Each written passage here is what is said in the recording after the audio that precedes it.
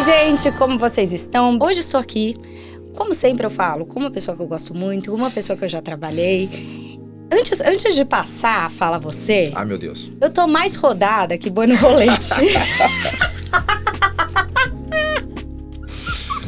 Estou aqui com o professor que eu respeito, admiro, Luiz Carnevale. Luiz Carnevale, obrigada por estar aqui, obrigada pela sua presença. Estou muito feliz de você estar aqui. Eu que estou honrado de estar aqui presente do seu convite, de verdade. Uma profissional que eu admiro muito, trabalhamos juntos, muito inteligente. Vou parar de puxar o saco aqui. Não, mas é vindo de você. Para com isso, é um verdade. Puxa-saquismo nessa mas é coisa. real. É real? É real, juro juradinho. Ai, que bom. Conte um pouco para as pessoas que estão nos assistindo, um pouco sobre a sua trajetória.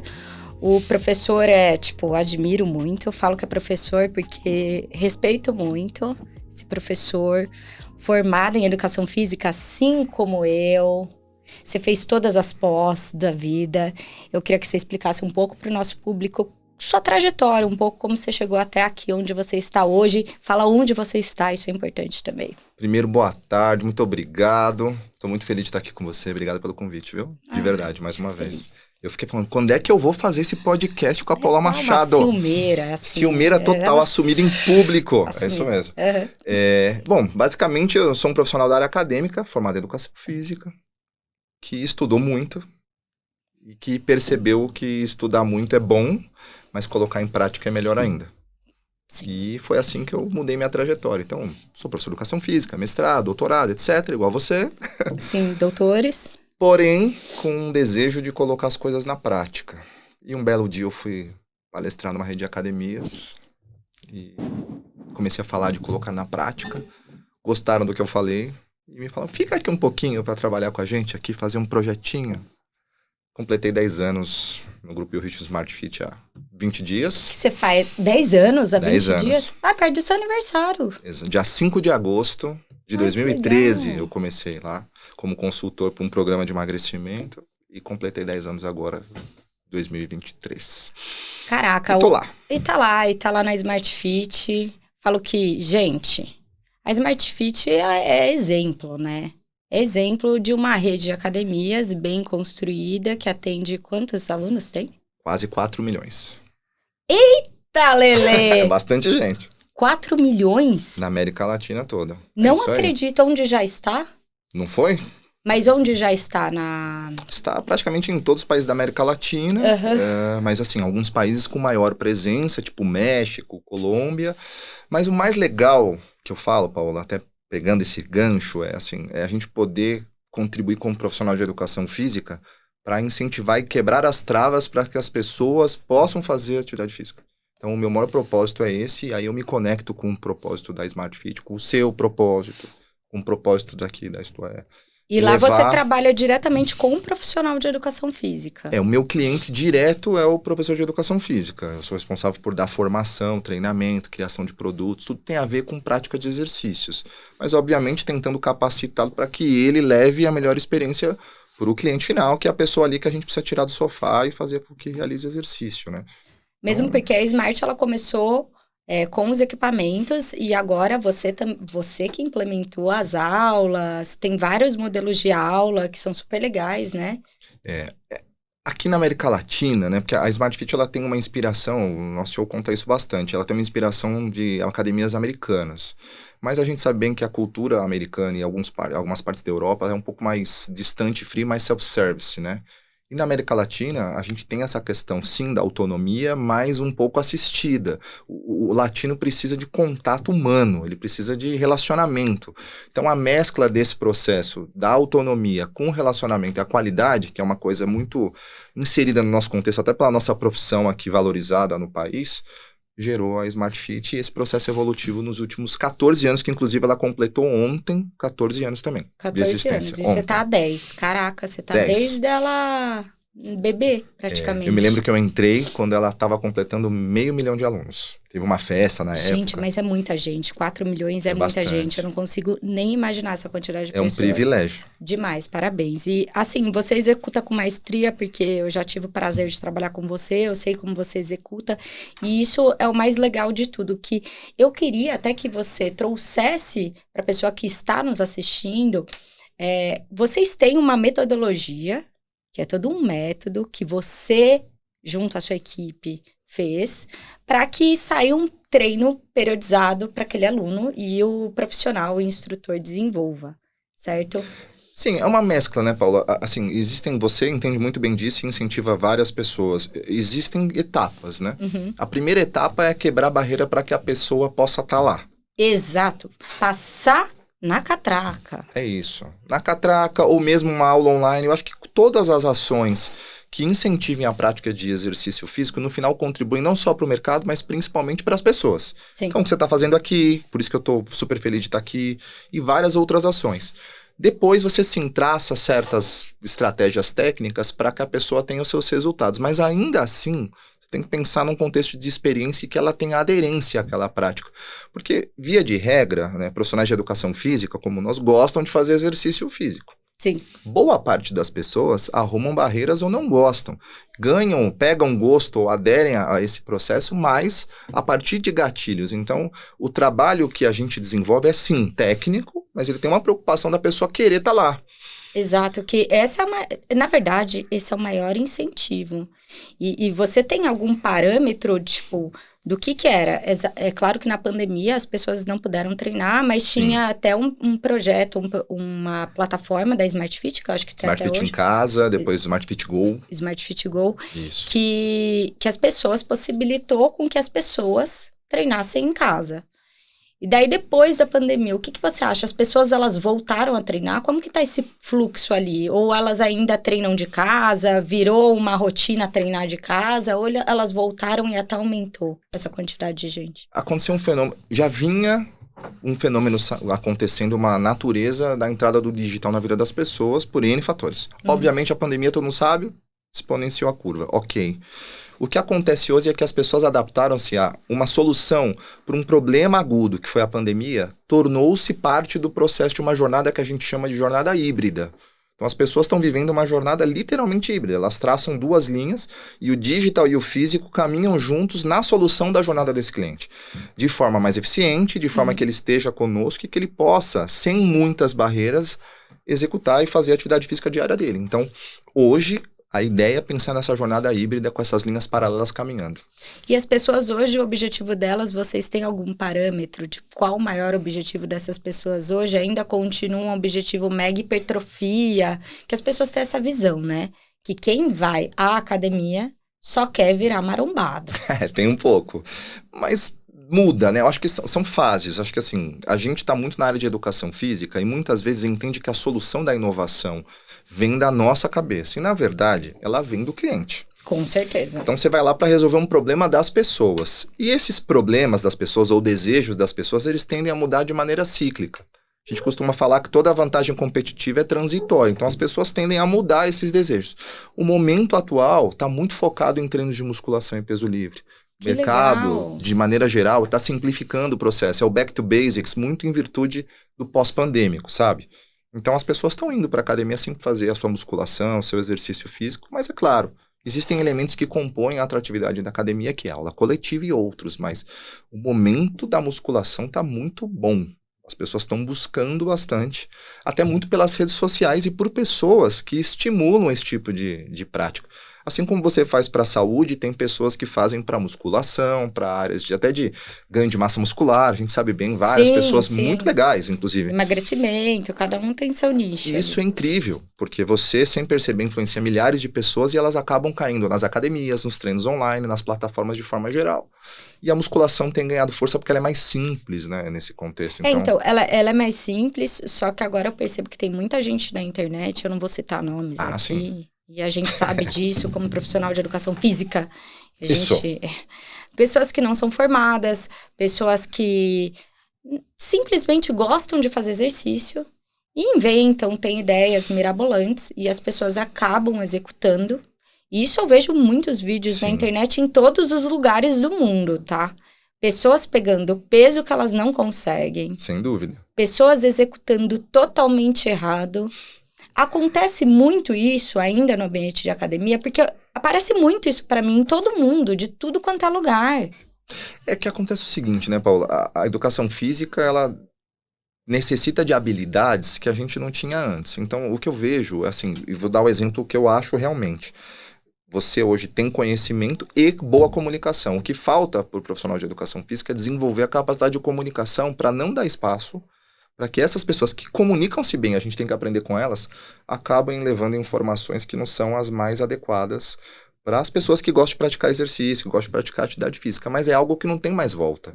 A vantagem competitiva hoje é comunicação, não é mais só conhecimento. Não adianta você saber pra caramba, putz, eu manjo pra caramba, entendo, doutorado, mestrado, e ninguém te entende. Não, e fala de bioquímica... Como se fosse arroz final. Não é, então... Tem um pouco disso. E eu acho que pessoas que fazem essa mescla e que levam essas habilidades para a área ajudam. Porque fazem com que mais gente entenda o benefício do exercício, entendeu? Mas não tem como evitar, né? Não, isso eu concordo totalmente. E você é, tipo, pra mim, a melhor pessoa para falar de protocolo intervalado de alta intensidade. Eu queria falar... Não, gente... Eu falo que foi um dos pioneiros aqui. Tá chamando de velho, basicamente é isso. Pioneiro. Mas é verdade, faz tempo. Não, verdade. 20 anos. Foi 20 anos que... Quanto tempo começaram a falar de HIIT aqui no Brasil? Mais ou menos. Comecei a estudar em 2002. Sim. Mas a galera, de maneira mais forte, já depois de 2012, 2013. Eu vou te falar uma coisa que eu falo sempre. Eu fui, na época que eu tinha o Quilorias, o falecido Quilorias, meu blog. É mesmo? Não sabia. Não, eu tinha um blog que se chamava Quilorias.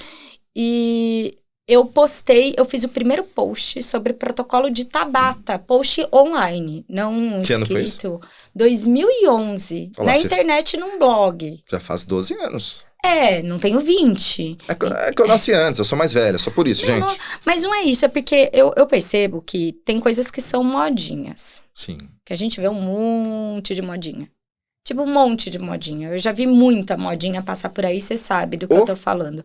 Tanto da parte de alimentação, quanto da parte de exercício. Por isso que eu falo, não seja um cobaia humano que vão usar de você, não é? Exatamente. Pra fazer a experiência do outro. Então, tipo, dieta do gelo, dieta da banana, não adianta, gente. Tenta fazer as coisas bonitinhas. A mesma coisa com relação ao exercício.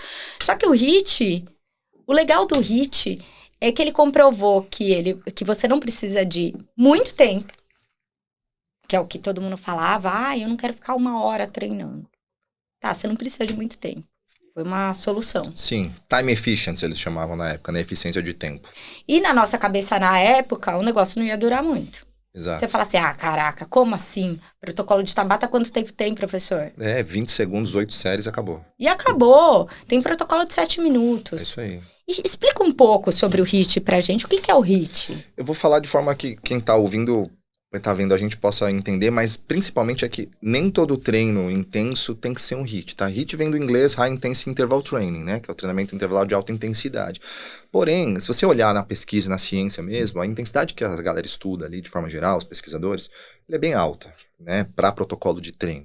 Quando você leva para a realidade, o importante é que as pessoas façam um treino que sim gera um desconforto ali no corpo delas, que a gente chama de estresse fisiológico, mas não tem a necessidade de acompanhar aqueles protocolos. Eles são indicadores de como fazer um treino. Então, o maior erro que acontece, ao meu ver, né, a minha opinião, e eu falo isso muito nas aulas que eu costumo dar, as pessoas pegam o protocolo ali presente na internet e querem reproduzir fielmente em qualquer pessoa, como se aquilo fosse um protocolo rígido de verdade absoluta. E para quem estuda a área de fisiologia, educação física, sabe que a coisa não funciona assim. Sim. Né? Você tem uma série de fatores aí que interferem nesse negócio. Então, basicamente, o que funciona é trabalhos que gerem um pouco mais de intensidade para gerar algumas respostas aí fisiológicas de emagrecimento, de fato são benéficos. Porém, pegar os protocolos que a gente vai na pesquisa e reproduzi-los fielmente na aplicação prática, sim, via de regra, não funciona por 2 fatores. Primeiro, que a galera não aguenta, as pessoas não aguentam fazer aquele tipo de intensidade. E segundo, que acaba que dura pouco. E muitas pessoas que vão às academias ou que têm aula de personal trainer, infelizmente, ainda compram o nosso tempo e não o nosso resultado.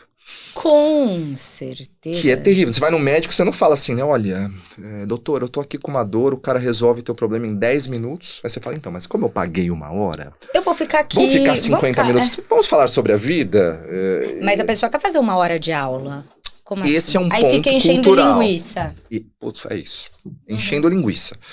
Então, tem uma questão comportamental e uma questão fisiológica. Qual que é a tentativa modesta que a gente tenta? O meio do caminho. Adequar isso para uma realidade de volume de aula, que a pessoa se sinta ali com prazer, porque também o excesso de intensidade gera desprazer, e a aderência à atividade física tem a ver com isso. Hoje as pesquisas na área de alta intensidade e treino de emagrecimento, além da parte técnica, vão para a parte de aderência. Tem alguns profissionais que, inclusive, valem muito a pena, que o Denis Foschini e o Douglas Pop, são dois profissionais que eu admiro. O Denis é demais. E fala disso. O Denis fez comigo também. Ai, gente, aí, eu tô falando que eu tô boi no rolete. Tô falando que eu tô boi no rolete. Mas por que eu curto esse tipo de abordagem? Porque ele vai lá e fala, putz, tá bom, o protocolo é do caramba, mas as pessoas não conseguem fazer porque não sentem prazer em aderir àquilo. Fazem uma vez, fazem duas. E porque não é, muitas vezes, suportável fazer, Paulo. Tipo, se você olhar a Tabata, quem olhar ali não sabe nem interpretar aquilo ali. É porque a percepção de esforço, se você usar a escala de Borg, que é uma escala que a gente usa como análise de percepção de esforço, que ela vai, que é aquele... Sabe quando você vai no médico falando assim, sua dor tá de 0 a 10, quanto que tá? A escala de Borg tipo é mais isso. ou menos isso. Seu treino tá de 0 a quanto? Tem de 0 a 10, tem de 0, tem vários tem formatos, até 20. Tem até 20 e tal e tudo mais. Só que ela é muito subjetiva. Porque, exemplo, é o que eu falo muito para as pessoas que eu trabalho. Eu falo assim, o esforço, ele é muito relativo. Totalmente. O Intensidade que pode também. ser intenso para mim, o esforço, a intensidade, tudo, o que pode ser intenso para mim, para você pode não ser. É nisso que eu creio. Então, quando a gente pega os protocolos, o que as pessoas não entendem, por isso que eu falo que você precisa estudar muito, e tem muitos doutores que não sabem analisar um artigo científico. Com certeza. Pegam os protocolos de artigo e seguem à risca, porque eles colocam uma base lá, por exemplo, de batimentos por minuto, de frequência cardíaca. Só que, exemplo, eu tomo remédio pro coração. E aí? E também, se você entrar nessa discussão... Não, eu digo, a análise muda. A gente não pode levar ao pé da letra. Então, por isso que a gente usa essa análise subjetiva. Mas eu percebo muita gente falando que fez um HIIT de 2 horas. Isso, do ponto de vista fisiológico, é impossível. Então, isso que eu queria saber. Porque, por exemplo, é claro que eu não vou ser um Bolt. Porque o Bolt, ele chega no...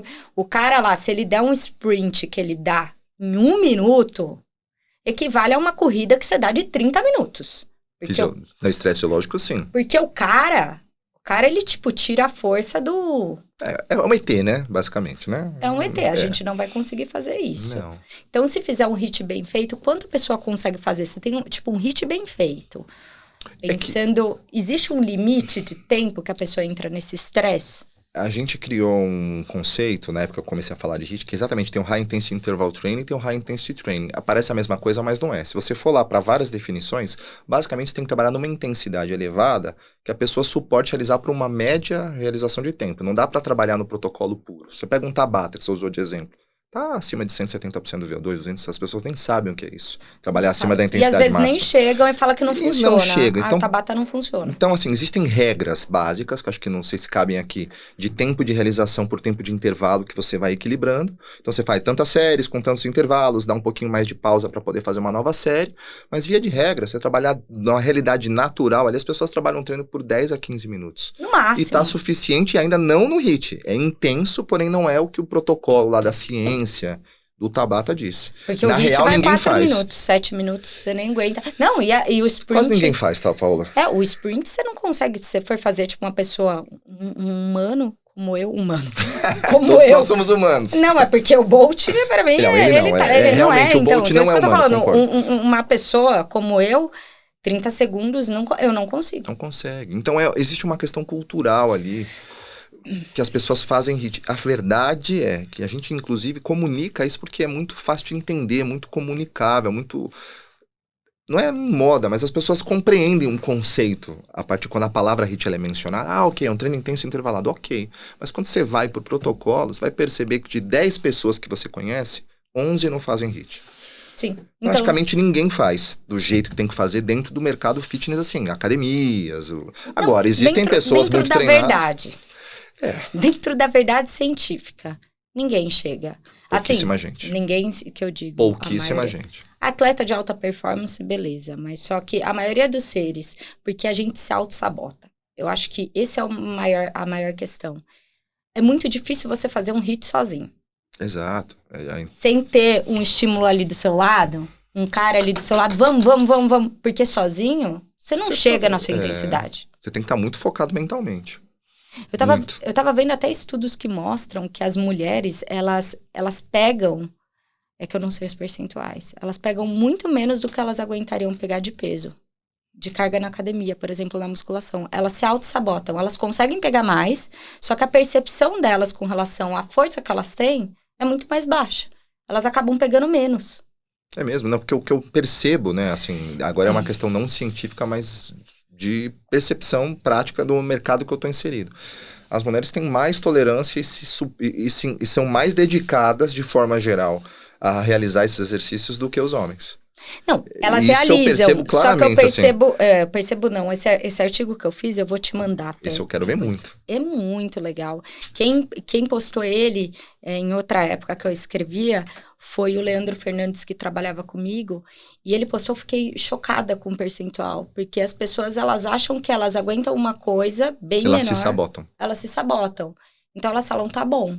Mas às vezes não tá tão bom. Esse tipo de conteúdo que às vezes a gente fica muito na ciência, no post do Instagram ali de um resumo de um artigo, e na real, Paulo, quando você vai pra real, a coisa não acontece desse jeito. Não acontece. Então existe HIIT de 2 horas, professor? Inexistente. Obrigada por avisar. Existem trabalhos intensos dentro de processo de academia e personal training que as pessoas fazem por 20 a 30 minutos, que não tem a ver com os protocolos de HIIT científicos. E os protocolos de HIIT científicos as pessoas não executam porque eles durariam muito pouco. E elas ou se sabotariam ou não fariam de forma geral. E eu posso fazer HIIT todos os dias, professor? Quanto mais despreparado tecnicamente você é, mais intervalo você deve dar. Porque você tá... Um exemplo. Teu corpo, quando você faz um exercício qualquer, a gente sabe, né? Para quem entende de exercício, ele é por si um estímulo estressor, inflamatório para o nosso corpo, né? De forma aguda. Não é que ele é ruim, você dá o estímulo, teu corpo responde a esse estímulo. Se os estímulos são muito elevados, como é o caso de um treino intenso, via de regra, pessoas menos preparadas tendem a demorar mais para responder e recuperar-se desse estímulo. Então, o ideal é que os intervalos para esse estímulo sejam maiores. Não quer dizer que a pessoa não tem que fazer absolutamente nada no dia seguinte. Mas você pode ter uma variabilidade do estímulo dado. Você pode entrar com outras intervenções.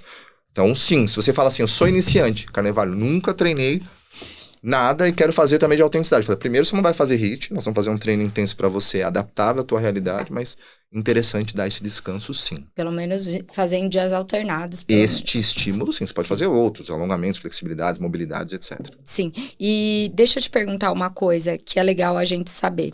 Quem faz HIIT, a pessoa que está fazendo o HIIT, ela pode combinar com outros treinos? Pode. É que assim, também existe uma lenda aí em volta disso. Pessoal, treinamento concorrente, treino de musculação. Teu corpo, né, a gente costuma falar isso nas aulas, teu corpo não sabe contar e não sabe o que é um minuto. Não sabe. Não sabe, eu tenho 60 segundos. Teu fígado não percebe, teu músculo, a hora que você está gastando X, substrato, etc e tal. Então, combinações de estímulos podem acontecer, porém, é possível treinar alta intensidade em musculação, ou treinar no funcional, ou treinar no ergométrico. Não tem essa diferença. Porque eu estou fazendo musculação, não estou fazendo HIIT. Existem protocolos até de pesquisadores que mostram o HIIT, High Intense Resistance Training, existem vários. Então, o ponto em questão não é se eu posso combinar ou não, é qual estímulo eu estou dando. Se meu foco é metabólico, eu combino modalidades diferentes a partir do mesmo estímulo. A combinação de diferentes estímulos, aí sim você pode ter algumas relações que não vão ser tão benéficas para o emagrecimento. Por exemplo, quem faz uma série de, sei lá, de um leg press, e aí no descanso, dá um sprint numa esteira. A série de leg press, ela foi para força pura ou ela foi para resistência? Se ela for para resistência, tá tudo bem. Tudo bem. Ótimo. Tanto que o cross-training prega basicamente esse tipo de princípio, né? As pessoas, nas próprias academias nossas lá, fazem tiros na esteira e vão para o funcional. E vão alternando. Natural, só que qual que é a busca ali? Os dois estímulos, embora em equipamentos e princípios diferentes, são focados na resposta metabólica. Tá tudo certo. O HIIT, quando a pessoa ela vai fazer o HIIT, qual que é o resultado que ela pode esperar? Primeira coisa é o aumento da capacidade metabólica. Ela aumenta a capacidade de gastar. É como se ela era um carro 1.0. Eu costumo usar esse exemplo. Você é um carro 1.0. Você vai até o litoral lá, o Guarujá. Você vai lá, você vai gastar uma gasolina X lá para chegar no litoral. Se você tiver uma Ferrari, você vai andar a mesma distância, mas você não vai gastar o mesmo tanto de gasolina, né? Vai gastar mais. Quando você treina, você sai de um carro 1.0 e vai tentando buscar um motor 1.4, 1.6, 1.8. Para chegar no carro elétrico e daqui... Aí você Você chega no carro elétrico... Você gasta mais energia para a realização das suas atividades. Então, sua taxa metabólica, ela aumenta. Então, o principal estímulo para emagrecer não tá a ver com gastar calorias ou gordura. É aumentar a tua capacidade metabólica. Sim. Então, você se torna uma usina mais eficiente. Você é um carro mais potente. Você é um... Gasta mais. E pensando na construção muscular? Então, se você pegar... Depende do que você combina. Depende da estrutura e do protocolo que você vai usar, ou não. As pessoas confundem isso também, né? Você pega pessoas que não são com volume muscular muito elevados, mas têm uma taxa metabólica altíssima. Exemplo, maratonista. Exato. Exemplo, fundistas. E essas pessoas têm um gasto metabólico aceleradíssimo. Então, a relação de que você precisa ter maior quantidade de massa muscular para emagrecer, é claro que há uma contribuição, mas não é uma regra. Não dá, não há. Não é uma regra. Então... Auxilia. Ela pode auxiliar, mas assim, dentro do que as pesquisas mostram, cada quilo um quilo a mais ali que você tem de músculo, você vai ter um gasto calórico que não vai contribuir a ponto de falar, poxa, uma pessoa com mais massa muscular emagrece mais. Porque senão os maratonistas não teriam uma taxa metabólica de 5, 6, 7 mil. Então, ajuda, mas não é o único caminho e talvez não seja o caminho mais eficiente. Tá. E professor, me explica uma coisa. Tá me chamando de professor, gente, olha então... só. É uma relação de respeito. Ó, jamais. O que acontece? Uma pergunta que eu tenho bastante, que vale trazer para você, apesar de eu já respondido muito isso, qual que é a diferença de eu pegar e fazer dentro da academia o treino aeróbio antes, a musculação depois, e a musculação antes e o aeróbio depois? Tem diferença? Eu tô fazendo perguntas, tipo, que eu recebo. Não, é porque as pessoas confundem, Paola. Elas acham que o treinamento de musculação e o treinamento aeróbio, eles competem entre si. Sim. Meu Deus do céu. Eles brigam.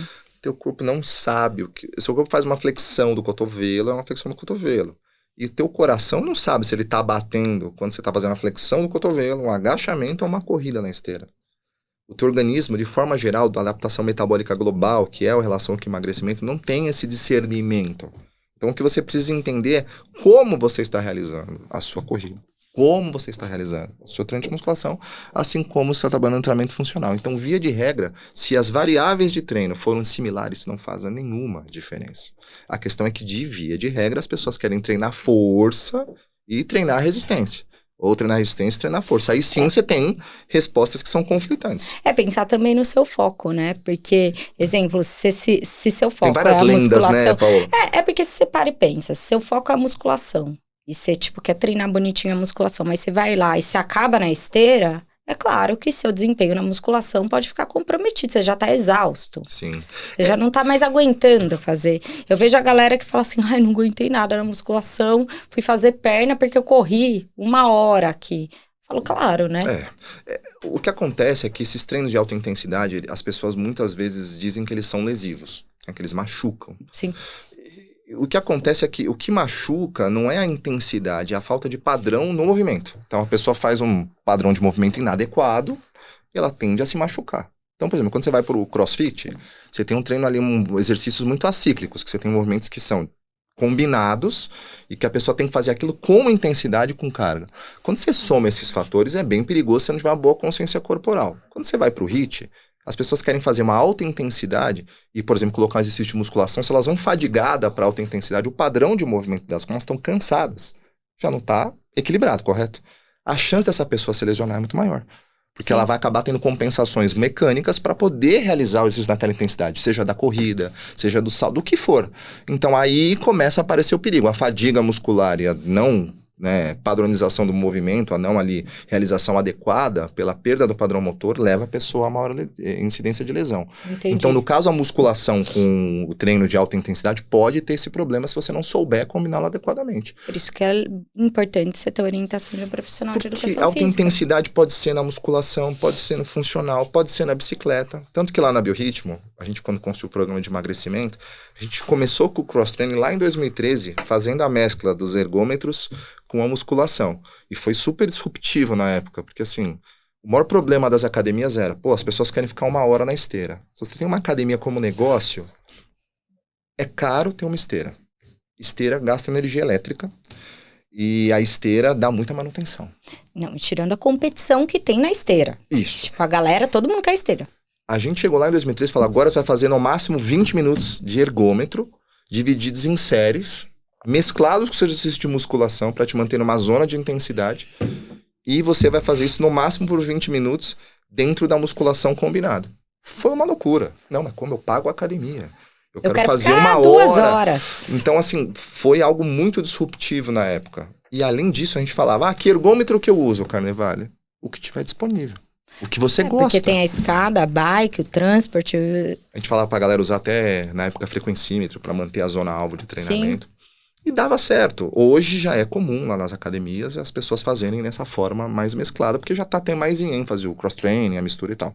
Mas na época foi um absurdo. Meu Deus, estão proibindo de usar esteira, eu pago a academia. Isso foi em 2012. 13. Falei?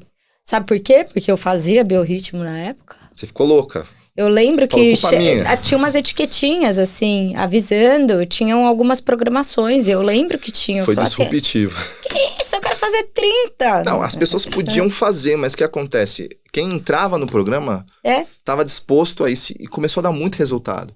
Aí o legal é que os próprios profissionais, às vezes, putz, não é legal, então depois você percebia que os personagens estavam colocando pausa ativa, mesclando. Maravilhoso. E hoje, você chega lá, já tá muito comum, a pessoa vai lá, faz o treino de ergômetro, vai pra musculação, faz esse equilíbrio, né, os treinos de microjeans que a gente tem lá. E você que é o mestre do emagrecimento. Sou nada que mestre do emagrecimento. Fala pras pessoas, qual que é o tipo de treino, o melhor treino pra emagrecer? Eu gosto de fazer essas perguntas que colocam a pessoa bem numa... O que você gosta. Faça!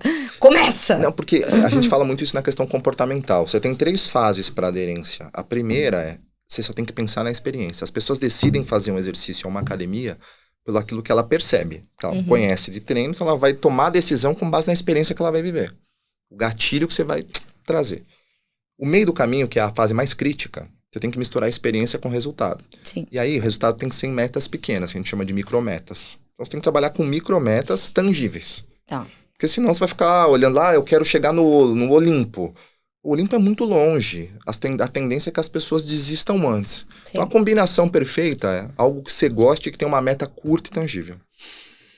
Tá. E se a pessoa não gosta de nada? Você precisa realmente começar a achar atividades que motivem a pessoa a fazer ainda em pequena escala. Que não seja pelo resultado, mas pelo prazer de fazer. Em equipe, em comunidade, algum nicho que ela se identifique. Todo mundo que trabalha hoje com fitness diz o mesmo caminho. Tanto os profissionais quanto as pessoas têm que se adaptar a algum nicho. Sim. Quem sabe de tudo não sabe de nada. Quem quer tudo não consegue nada. Você percebe também, eu lembro que os formatos antigos de academia até hoje, tem várias academias que são assim, antigos nada, tem. É que hoje tem bastante estúdio. Não, hoje tem bastante estúdio, tem várias dessas academias que são mais rápidas de treinar e tudo mais. Sim. Eu lembro que tinha um monte de aula, aí eu percebia, na época que eu trabalhava na academia, eu olhava e falava assim, cara, não é possível. Tinha gente que fazia, tipo, todas as aulas da grade de aula. E a pessoa, ela não tinha resultado. Ela fazia todas. Tipo, ela saía do jump e ia pro pump. Ela saía do pump e ia pro, sei lá, pro spinning. Tem alguma coisa errada já aí, né? Na verdade, é tipo, máquina lava e seca. Não lava nem seca direito. Não tava fazendo nada. Era deixar amassada no final. Não é? Você nota que isso acontece ainda hoje? É que na Smart não tem, né? Não tem essa estratégia de, tipo, você ficar fazendo todas as aulas. É porque, na verdade, um dos maiores tesouros que as pessoas buscam hoje, ou que usam como justificativo, é o tempo, né? Sim. Então, até pela tendência que você mesmo comentou do HIIT nos últimos anos, nas últimas 2 décadas, eu diria, as pessoas buscam atividades de forma geral que sejam mais curtas e resolvam o seu problema. Se uma pessoa fisiologicamente consegue permanecer fazendo todas as atividades, sem sombra de dúvida, a forma na qual está sendo passado ou que ela está executando tem algum ponto errado aí, né? Que ninguém suportaria fazer um exercício em alta intensidade por tanto tempo. Sim. Então tem algum contexto aí de execução de acompanhamento que está errado. Responsabilidade nossa como profissional de educação física orientar melhor e responsabilidade da pessoa de entender que tem alguma coisa errada ali se ela tá fazendo tanto e não tá tendo resultado. Eu não sei se ela tá fazendo por diversão, tá ali se divertindo, passa em todas as aulas, quer conversar com todo mundo. E por isso que via de regra, qual a nossa tentativa? A gente crê muito que é possível personalizar algo sem necessariamente individualizar o atendimento. Legal. São coisas diferentes. Então, o que é a personalização? Algo que atenda às variáveis e aos desejos e necessidades daquele cliente. Se ele quer um treinamento individual, e a gente fomenta isso, ele vai para o personal trainer, que eu até chamaria de individual training, de personal trainer. Porque personal, muitas vezes você vê ali, não tá rolando como deveria, né? Verdade. Então, eu acho, aí é o machismo, tá? Eu acho que a minha percepção é que esse contexto de pessoas que permanecem o dia todo fazendo diminuiu bastante. Diminuiu, né? As pessoas não têm, claro, tem as Elas exceções ali, as pessoas não têm tempo tempo mais, de elas estão ficar. buscando soluções rápidas. Então, por que a próprio modelo da Smart ou outros, porque tem sempre perto, é tudo que favoreça o tempo. É tudo pensando no tempo e na questão de comodidade mesmo. A visão de sociedade mudou, né, Paulo? Sim, Mudou, com certeza. nesse contexto. E daí eu quero entrar num tema que eu não sei se você Tá entrando em vários temas que hoje, eu gente. quero Olha o falar de babado. tudo. É que assim, eu quero falar de tudo um pouco. E como o tempo é curto, eu quero, tipo, ir rápido em todos, entendeu? Pergunte, se eu puder responder. Eu queria que você falasse um pouco do CrossFit. O que você acha? Que eu sei que é um tema que alguns profissionais de educação física não gostam de entrar, que costuma dar conflito. Eu não vejo conflito, porque eu não analiso o CrossFit como... Porque o CrossFit é um esporte, não é um... Sim, exato. Também vejo dessa forma. Eu tento analisar pela área de atuação que eu tô. Se você analisar os exercícios de forma geral, qual é o grande ponto? Quando você faz exercício de alta intensidade, você tende a trabalhar, para quem está entendendo sobre exercícios mais simples. Então, exercícios simples são: você trabalha num único plano, que você tem poucas articulações envolvidas ou articulações de forma mais cíclica, não tem muitas variações. Quando você vai para o CrossFit, você tem exercícios que podem ser um pouco mais complexos. E na minha visão técnica, não tem erro. O que está errado não é a execução, está errado é a pessoa que está fazendo. Aquela Entendi. pessoa não tem condição de fazer aquele exercício. Por quê? Porque ele mistura duas coisas que, se não bem pensadas, podem ser problemáticas. A intensidade com a complexidade. Exato. Você misturar E capacidades com a carga. Então, você tem coisas complexas, que exercícios acíclicos, exercícios de complexidade na sua execução, com potência ou com carga. Isso é uma combinação explosiva para pessoas que não têm ali uma plasticidade neuromuscular, uma capacidade de execução, um padrão motor adequado. Então volta para o contexto que eu falei da alta intensidade. É que na época... Por isso que as pessoas se machucam, de forma geral. É que na época que eu fiz, assim, porque assim, eu nunca falei de nenhuma modalidade sem ter feito. Então fiz todas. Fiz um pouco de CrossFit também, também mas eu não fiz. gostei. Pra mim também Não não rolou. funcionou, porque, enfim, não funcionou. E o que acontece? Eu percebo que eu não sei como tá hoje, eu queria saber disso, que você tá mais nesse universo. Na época, foi bem quando surgiu, tá? Quando, tipo, todo mundo achava que o CrossFit ia ser algo da moda, exercício da moda. Que ia acabar. Que ia durar só um tempinho. E eu percebia que você entrava na academia e começava. Tipo, não tinha um preparo de execução. E o que acontece? Tem muita gente, principalmente homem, quando entra, ele olha a mulher ali, colocando um pouco mais de carga que ele, porque a mulher tá mais tempo, talvez, ele quer colocar mais carga que ela. E aí vira um processo de competição. E ele não tá preparado para fazer aquela execução, porque, tipo, é o primeiro, o segundo dia dele. Então, eu não sei como tá esse processo hoje. Existe um tipo de preparo, uma adaptação às aulas de CrossFit? Você sabe como tá isso? Eu não posso falar pelo CrossFit. O que eu percebo, tá? Agora falando como benchmark. O mercado, ele abriu. Sim. E ele permitiu inserções. O CrossFit é um esporte com uma trademark focada num objetivo com todas as nuances, os unwraps, os EMONs, etc. Então, ele ainda existe. Surgiram derivados, vamos assim dizer, dessa modalidade, muito movidos pelo advento do treinamento funcional integrado. Então, o treinamento funcional integrado ele é uma realidade que não necessariamente já está no trademark do CrossFit. Tá. Com base nisso, o conhecimento, eu tenho vários profissionais que eu admiro que trabalham com essas questões de mobilidade, então hoje se está mais consciente que as pessoas, a diferença de mobilidade e flexibilidade, Com certeza. que as pessoas precisam entender que a mobilidade é importante para evitar lesão, que a flexibilidade é importante, mas é diferente de alongamento. Então, a minha percepção dentro do benchmark que eu posso fazer, o CrossFit manteve a sua estrutura, porém, existe mais conhecimento e mais consciência da necessidade dos trabalhos de mobilidade e de flexibilidade, inclusive no CrossFit. Entendi. Então, assim, na minha opinião, isso evoluiu muito. com base nos benchmarks que eu tenho vivido mesmo, mas principalmente pela consciência construída dentro da área. E aí, algumas questões até de pandemia, nesse ponto, com a parte de treinamento funcional, treinamento por si, ajudaram. Sim. Né, entre aspas. Então, eu percebo maior consciência relativa às questões de mobilidade e flexibilidade, que são fatores importantes para gerar menos lesões em exercícios como esse. Então, eu nunca fui contra o CrossFit, Paula. Eu não sou contra. Eu não sou. Na verdade, eu não sou. Eu acho que tem pessoas que não poderiam fazer, é diferente. Exato. Eu não sou contra CrossFit de forma alguma. Pelo contrário. Eu sou super a favor que cai no que você falou. Exercício é bom, gente. Não, e cai naquilo que você falou. Cai no contexto de... Você tem que achar um exercício que você se identifique. O CrossFit, ele é a primeira... Assim, o mercado já vem no gamification já faz alguns anos, né? O CrossFit é a primeira das lições do gamification analógico. Então, é um gamification raiz. Sim. E funciona. E muito do crescimento da área de gamificação no digital veio inspirado pelo CrossFit. Eu acho que então, o CrossFit... ele tem o seu valor muito alto. Tem. Eu acho que o CrossFit ele veio muito naquela que você falou, que em 2013 vocês colocaram lá na esteira da Biorritmo. Pô, o pessoal ficou louco. O pessoal ficou louco. O CrossFit ele chegou numa fase assim. Disruptivo, né? E aí que a galera falou assim, o que é isso? O que é isso, essa quantidade de repetições que a pessoa tem que fazer nesse tempo? Mas a competitividade, o gamification, o esporte, motiva muita gente, né? Motiva. E eu acho que tem seu valor. Eu acho que é as pessoas adaptarem-se àquilo que podem e que gostam de fazer. E um profissional de educação física que saiba orientar, vai realmente conseguir fazer com que as pessoas aderam, por exemplo, ao próprio CrossFit. Não vejo problema. E você como vê hoje a sociedade, como que ela enxerga o profissional de educação física? Porque eu percebo que na época que eu trabalhava até em academia, a gente ia falar alguma coisa, tinha muita gente que às vezes não queria ouvir o que a gente estava falando, porque todo mundo é entendedor de exercício. E às vezes isso se torna complicado, porque você quer explicar, olha, não faça desse jeito, ou vamos fazer de um outro jeito, vamos contrair o abdômen, vamos melhorar a execução dessa forma. Tem gente que não aceita isso. Como você vê lá com os seus profissionais?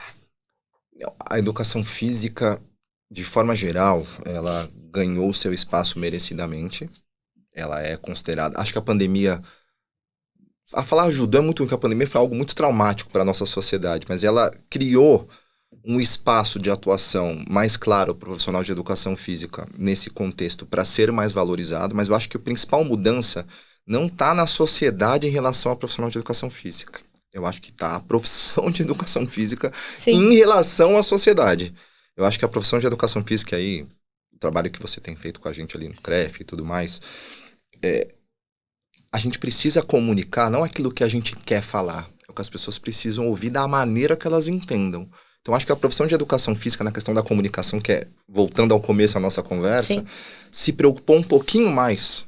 Está se preocupando, pessoas como a gente tem doutorado, etc e tal, estamos aqui fazendo um podcast, se preocupando em fazer com que as pessoas entendam o valor do que a gente faz. E antigamente, era, estou num pedestal, eu sou o detentor do conhecimento, agacha assim porque é bom para você. Uhum. E agora, não, o que seria bom para você? A gente está se preocupando mais como profissão de atender a necessidade do cliente final do que antes se colocar num pedestal incomunicável e inalcançável. Então, eu vejo que como que a gentileza gera gentileza, então é a mesma coisa. Mas você acha que o aluno ação gera reação. Mas o aluno ele tá preparado? O aluno de hoje, é que eu não dou mais aula em academia. Tá. Mas o aluno de hoje ele tá preparado a essas correções ou ele se tornou um entendedor de movimentação fitness?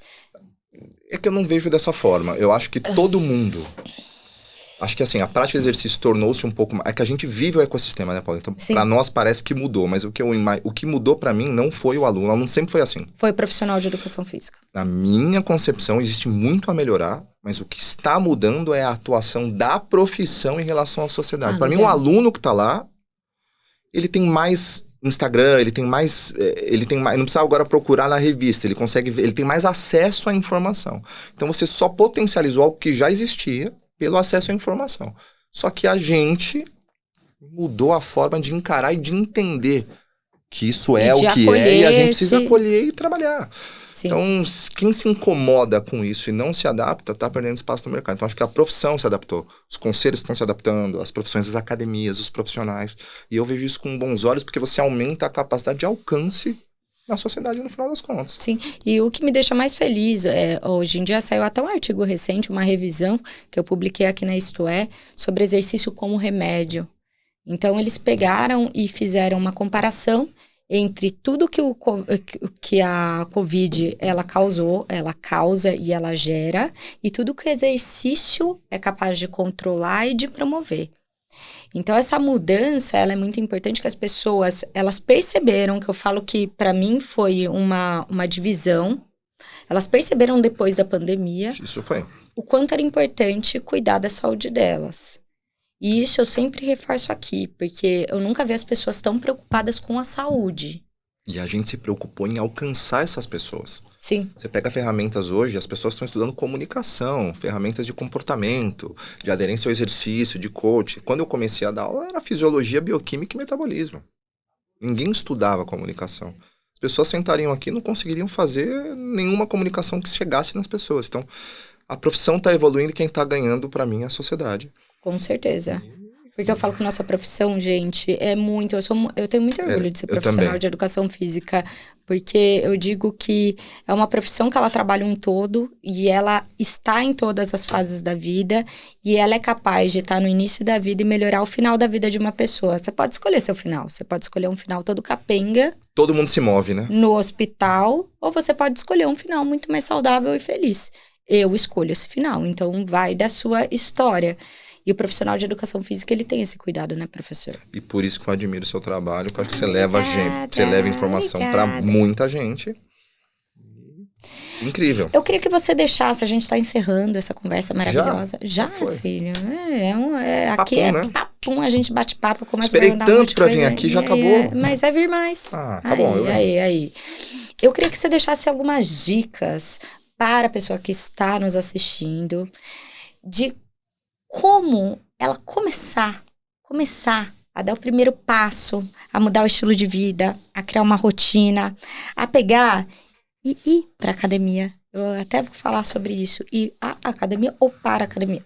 Preciso conversar sobre isso. E chegar, passar aquela catraca ou mesmo fazer um exercício online. Quais dicas que você deixa para essas pessoas? Eu acho que, na verdade, o primeiro ponto não é buscar a academia. Vai. É buscar a atividade física em algum pequeno gesto que você está fazendo no dia a dia. São coisas realmente pequenas. Vou dar o meu exemplo. Eu gosto de jogar tênis. Se eu gosto de jogar tênis, eu tenho que arrumar um espaço para fazer aquilo que eu gosto. Fica mais fácil. Sim. E às vezes a busca, de novo, você quer o Monte Olimpo de uma vez, já quer direto estar na academia. Via de regra, e pesquisas de comportamento mostram que as pessoas têm ali uma permanência média muito pequena. Então, acho que o principal papel nosso como professor de educação física não é fazer a pessoa ir para a academia, é fazer ela se mover. Com certeza. Então, são coisas diferentes. E depois, sim, traçar uma meta a cada passo, as micrometas, para sim, no quarto momento, chegar à academia. Se você conseguir já ter como primeira etapa ir para a academia e se manter ali, ótimo. Mas, via de regra, não é o que acontece. Então, procure nas pequenas coisas inserir a atividade física. Não adianta a gente achar que o gosto pela atividade física que a profissão de educação física tem é o mesmo que as pessoas têm. Exato. Isso não é uma realidade. Então, o nosso papel é, de novo, comunicar, desmistificar, facilitar, tornar acessível. Professor, muito obrigada. Muito obrigada por essa conversa. Me chama de professor até o final, hein, gente? Até o final, é claro, gente. Chama até o final. Diga qual é o seu Instagram pra gente deixar aqui na tela. Luiz Carnevale, com Z. Luiz com Z. Carnevale L I de igreja no final. Um L só. Um L só, sem dois L's. Luiz com Z, Carnevale, um L só. Sigam esse professor excepcional, que ele tem várias dicas. Ele tem um conteúdo espetacular. Eu sou fã, tem vários artigos, tem vários livros. Então, busca aí o nome dele no Google, só um pouquinho, assim. Só dá uma busca ali, que vocês vão achar bastante coisa sobre ele. Eu tô muito feliz de estar aqui com você. Obrigada. Admiro muito o seu trabalho. Obrigado pelo convite. Eu que agradeço. Sempre que você quiser. Obrigado. Eu que agradeço. Gente, obrigada por estarem aqui em mais um podcast. Dicas, conteúdos, sugestões, tudo que vocês quiserem enviar, lembre de colocar aqui nos comentários. Eu espero vocês para o próximo. Tchau!